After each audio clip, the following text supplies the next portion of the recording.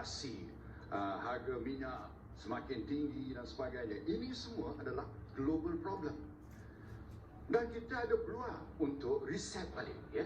Reset balik itu dalam erti kata kita buat pembasuhan pada pelan kita. Tapi matlamatnya jangan ubah. Matlamatnya apa? Jadikan Malaysia sebagai negara maju berpendapatan tinggi. Itu yang ubah, ya. Macam mana kita nak buat sekarang, ya? Saya nak mengajukan, ya, antaranya soal infra rakyat, ya. Infra rakyat ni rakyat, connectivity. Ini mesti kita teruskan. Sebab ini boleh menjana pendapatan. Berjuta-juta pekerjaan, umpamanya ECRL yang telah dilewatkan oleh kerajaan PH dahulu, HSR, Pengguna Highway, MRT3, LRT3, Pengerang, DRX, Bandar Malaysia. Ini semua projek ini boleh membangunkan ekonomi negara. Bila bangunkan ekonomi negara, rakyat untung. Pekerjaan dapat disediakan dengan berjuta-juta bilangannya. Tapi, ya, saya nak sebut, ya, tapi ini semua premisnya apa? Kestabilan politik. Premisnya apa? Jangan ulang balik 4 tahun, 3 kerajaan, 3 Perdana Menteri. Tak mungkin orang ada keyakinan pada negara kita kalau tidak ada kestabilan politik. Ini mesti kita lakukan untuk menjamin masa depan kita. Selain daripada itu, ya, selain daripada itu, kita nak juga, ya, kita ni negara yang semakin maju. Kita tengok modal Korea Selatan. Korea Selatan ada apa? Ada Hyundai, ada LG, ada Samsung. Kita nak syarikat macam itulah. Kita nak bukan saja Petronas, kita nak Sapura. Yang saya terkilan sekali bila Dr. Mahathir jual IHH kepada Jepun. Sebab IHH merupakan servis provider kesihatan yang kedua terbesar. Sepatutnya menjadi flagship pada Malaysia di seantero dunia. Inilah strategi kita yang patut kita lakukan. Dan pada itu, jangan lupa rakyat, ya. Asasnya rakyat. Selain pada pekerjaan, social mobility sosial. Biarlah kita create, kita wujudkan peluang, maksimum peluang pada rakyat. Tak kira bandar, luar bandar, supaya rakyat akan mendapat kebajikan, kebahagiaan dan keuntungan daripada dasar kita. Saya nak nyatakan pada akhirnya, kita berada di persimpangan jalan, ya, untuk kita menentukan masa depan kita. Tapi akhirnya rakyat akan menentukan. Rakyat kena menilai siapa yang mempunyai pelan yang terbaik untuk masa depan negara Malaysia kita. Itulah yang akan menentukan masa depan kita. Baik, itu dia mukadimah daripada Datuk Seri Najib Tun Razak berkaitan dengan isu masa depan Malaysia. Mempunyai masa lebih kurang 10 saat, tapi bagus sekali awal mukadimah itu ditamatkan. Soalan saya untuk pusingan ini, tadi ada yang menyebut mengenai ECRL. Kita melihat banyak projek seperti ECRL, Pengerang, Pen Borneo yang mendapat pelaburan asing untuk mengurangkan beban kerajaan dan manfaatnya dirasai oleh rakyat. Apakah kaedah ini perlu diteruskan? Mohon Datuk Seri Anwar untuk jawapan. Kita lihat ada dua pendekatan dasar konsep yang berbeza. Satu, untuk melihat keutamaan kepada projek-projek mega, ECRL, HSR, Pen Borneo dan sebagainya. Kalau projek itu memberikan manfaat langsung pada bawahan, boleh dipertimbangkan, tetapi dia bermula dengan soal integriti. Janganlah kos 50 bilion jadi 70. Itu bermulanya. Sebab itu saya kata, kalau saya tangani masalah perwaja, forensik audit dan dibentang di parlimen. Ya, tapi orang takut. Sebab apa takut buat forensik audit? Sebab apa? Takut. Sebab didedahkan penyelewengan ini. Kemudian tak berani dibahaskan di parlimen. Bentang di parlimen. Baru boleh. Tak kira lah Mahathir ke siapa buat je lah. Saya bukan datang sini nak pertahankan siapa. Saya nak pertahankan prinsip ini. Jangan main-main. Ya. Begitu juga umpamanya ya. Dan kalau sekarang ini butuh pendidikan rendah. Tak dapat bersaing. Ya. Kemudian kesihatan tidak menyeluruh. Asas seperti bekalan air pun masih belum selesai. Yang kita nak buat HSR. Yang kita nak buat projek-projek mega besar-besar.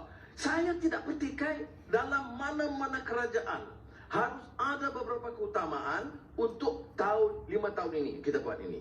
Tetapi hal basic pada rakyat. Masalah penggabungan mereka tak selesai hanya dengan projek mega ini. Dan masalah pertanian, kalau dibangkitkan soal Korea Selatan, belajar sikit pengalaman Korea Selatan. Dia tidak hanya dengan Hyundai dan beberapa syarikat. Dia bermula dengan pertanian moden yang menyentuh kepentingan petani-petani yang menyeluruh seluruh Korea. Jangan kita ketepikan, kita tinggalkan yang ini. Kita tumpukan 1-2 hal dan kita rasa cukup, mencukupi. Jadi sebab itu saya katakan, tak harus ada tekad politik yang jelas. Harus ada kawalan, pembalakan, pengambilan tanah, pengurusan dana kerajaan, pertanggungjawaban ini paling baik melalui parlimen. Berani membentang dan membahaskan. Jangan hanya guna ruang untuk memberi penjelasan, konon kita ada jawapan, tetapi sebenarnya tidak tahu apa faktanya. Seperti saya sebut MRT, kita tidak tahu sebenarnya berapa akhirnya. DNB tak selesai. Dan percayalah saya kata, kalau tak kita tangani bersama, diramai ahli parlimen ini, bagi tempoh 2 tahun, 3 tahun, DNB itu akan menghantui kita semula. Dan kita bahas semula debate bagaimana nak bail out DNB. Baik, terima kasih di atas jawapan tersebut. Kita berikan peluang kepada Dato' Seri Najib untuk jawab soalan ini. Silakan. Ya, saya nak nyatakan bahawa bila kita lihat pada soal ekonomi kita ya, kita mesti faham bahawa ada 2 cabang. Satu, the capital economy, modal economy. Yang kedua, ekonomi rakyat, people's economy. Bila saya sebut tentang projek-projek mega itu, ya, projek mega, projek besar itu, dan juga pelabur yang datang untuk membuat pelaburan dalam Malaysia, dia bertujuan untuk kita. Saya nak gunakan analogi Allahyarham Tun Razak pernah gunakan ya. Ini kek. Ekonomi bagaikan kek. Kita besarkan kek itu dulu. Bila kek itu sudah besar dengan pelaburan tambahan, dengan projek infra rakyat ya, Ben Borneo Highway dengan Central Spine Roadnya, dengan MRT-nya dan sebagainya ya. Bila kek itu lagi besar, kita boleh iris-iris kek itu, potong-potong kek itu, bagi kepada rakyat. Dan rakyat untung. Rakyat untung. Saya nak nyatakan bahawa bila kita sebut tentang nak tolong rakyat ya, daripada kek yang kita besarkan, ini juga termasuk kita mempunyai hasil dulu yang besar daripada GST. Kalau hari ini ada GST, kita ada hasil tambahan 30 bilion, tuan-tuan. Ini semua kita gunakan untuk apa? Untuk bagi subsidi kepada nelayan, kepada petani, pada pekebun kecil. Zaman kita memerintah, nelayan dapat RM300 sebulan. Berim kita jadikan 2,000. Malah mungkin hari ini boleh tambah. Tapi bila kita kalah, ini telah dikecilkan. Yang rugi siapa? Rakyat. Kerana birokrasi. Sampai ada orang asli kawasan saya nak terima berim, kena tunjuk surat nikah. Cuba bayangkan, ini semua masalah yang kita lakukan. Yang paling mudah sekali ialah untuk kita kembangkan kek kita. Jangan jual aset. Kalau jual aset, seperti mana berlaku, jual IHH, jual dual residence, jual bangunan Malaysia di Hong Kong, jual saham CIMB, DNB dan sebagainya, maknanya apa? Seolah-olah Alban, ketuha tu pun kita dah jual, tuan-tuan. Sebab itulah cara kita nak bangunkan negara kita ialah untuk menambah aset dan bukan mengurangkan aset. Baik, terima kasih Datuk Seri Najib di atas penjelasan untuk soalan itu tadi. Saya teruskan dengan soalan seterusnya. Dalam pada kedua-dua pendebat ini bercakap mengenai soal ekonomi, mungkin ada yang terlupa mengenai politik perut rakyat. Tidak dapat diperjelaskan, masih tidak dapat diperjelas dan ditangani dengan baik. Inflasi dijangka akan berlaku pada pertengahan tahun ini. Bersediakah Malaysia menghadapi perkara ini kerana mata wang kita semakin menurun dan akibatnya barang akan mahal dan kos sara hidup juga pastinya akan meningkat. Ini kerana kebanyakan makanan kita adalah makanan yang diimport. Jadi, bagaimana pandangan Datuk Seri memandangkan kita masih berada di dalam fasa peralihan endemik dan juga masalah gaji minimum yang rendah? Silakan Datuk Seri Anwar. Terima kasih. Sebab itu kalau kita ada kek, jangan kek tu kita makan seorang. Kek, ya, kalau kita besarkan, siapa yang nak tentukan pembahagian itu adil? Sekarang orang tengok kek, elit politik di atas yang kaya, yang makan banyak. Ini macam filem apa? Musang berjangkut ke apa ke?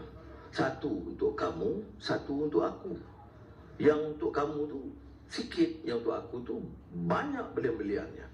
Jadi oleh demikian, saya katakan bermula dengan masalah pengurusan kerajaan, masalah integriti, masalah pertanggungjawaban atau accountability, masalah pembentangan dan perbahasan terbuka. Ini harus ada. Ya. Dibangkitkan soal GST. Saya pernah sebut dan ini pernah diulang oleh Datuk Seri Najib bahawa saya kata ia satu sistem yang efisien. Tetapi rakyat yang sekarang yang menganggur ramai dengan pendapatan yang sangat rendah, jangan nak kutip daripada dia. GST itu a more democratized system of taxation. Ya, jadi maknanya kita nak ubah, nak tekan rakyat. Dah lah dia miskin, dah lah dia susah, tak cukup makan sekarang ni, dia bayar cukai GST. Jadi sebab itu harus diteliti semula. Saya tidak ada masalah nak bawa perbahasan baru di Parlimen datang, kita bincang soal GST. Nah, tetapi jangan jadi penyelesaian yang mudah kerana masalah rakyat tak diselesaikan semata-mata dengan pengenalan beberapa program ini. Ia mesti memerlukan satu structural change, ya, yang bermula dari atas. Kita kena balik keyakinan. Kalau nak sebut masa zaman Tun Razak utamanya itu ialah pembangunan desa. Orang tak pertikai keikhlasan dia. Orang tak pertikai apa yang projek yang memberi keuntungan pribadi atau family. Tidak. Sekarang ada masalah. Masalah keyakinan ini. Dan keyakinan ini mesti dipulihkan semula supaya rakyat dapat bersama kita, terutama rakyat yang berpendapatan rendah, yang memerlukan pembelaan yang sebaiknya. Sebab itu saya cakap tadi soal pekerjaan, soal nelayan, soal pertanian, ya, soal nasib pekerja. Ini masalah rakyat. Soal kos sara hidup yang meningkat.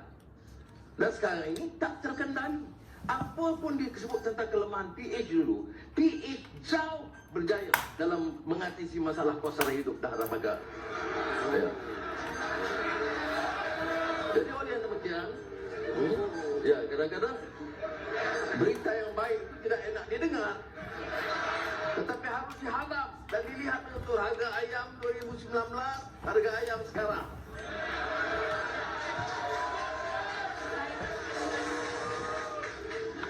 Itu dia penjelasan daripada Datuk Seri Anwar. Bagaimana penjelasan ataupun jawapan daripada Datuk Seri Najib berkaitan isu ataupun soalan saya tadi? Saya nak bagi penjelasan berdasarkan pada fakta, ya. Bukan retorik, ya. Saya tak sebut otak, ya. Bukan retorik atau retorik, ya. Apa fakta saya nak sebut Ini statistik perangkaan daripada DOSM, Department of Statistics Malaysia, di mana Gini coefficient yang menentukan perbezaan pendapatan antara yang kaya dan miskin. 9 tahun di bawah BN, Gini coefficient semakin mengecil. 22 bulan bawah PH semakin melebar Gini coefficient. Berarti apa? Berarti dasar BN lebih adil pada orang miskin, lebih adil pada orang kumpulan B40 daripada dasar kerajaan PH. Ini fakta, tuan-tuan. Saya boleh challenge siapa pun. Ini fakta. Ini bukan propaganda, ini bukan retorik atau retorik. Ini adalah fakta. Baik. Okey. Ya, cabaran kita banyak. Dan kerajaan cuba. Saya tahu pimpinan sekarang, Datuk Seri Ismail sebagai Perdana Menteri dan kerajaan cuba berusaha. Antaranya, bila UMNO memperjuangkan iCitra, kerajaan sekarang ini meluluskan iCitra. Satu kelegaan pada rakyat. Terima kasih kepada Perdana Menteri luluskannya. Baik. Dan kita juga tahu bahawa ada price control, ada subsidi yang diteruskan. Tetapi kerajaan anda di bawah kerajaan menghadapi tekanan. Tekanan apa? Hasil mengucuk. Bila GST dihapuskan. GST ni tuan-tuan, kita collect, kita perolehi masa kita senang. Bila kita susah, kita ada duit simpanan. Kita boleh agihkan pada rakyat. Inilah masanya kita nak tolong rakyat. Kalau ada GST, saya yakin rakyat Malaysia lebih senang hari ini. Tapi bila tak ada, malam. Sekarang ni kita kena fikir baliklah. Apa caranya? Yang maknanya sekarang ini, kita kena lihat pada keseluruhannya. Dasar makro kita, kestabilan politik kita, dan juga yang lain-lain. Tapi pokoknya, kita mesti kembali kepada asasnya. Kestabilan politik, dan kita kena buat perancangan yang sebaik-baiknya.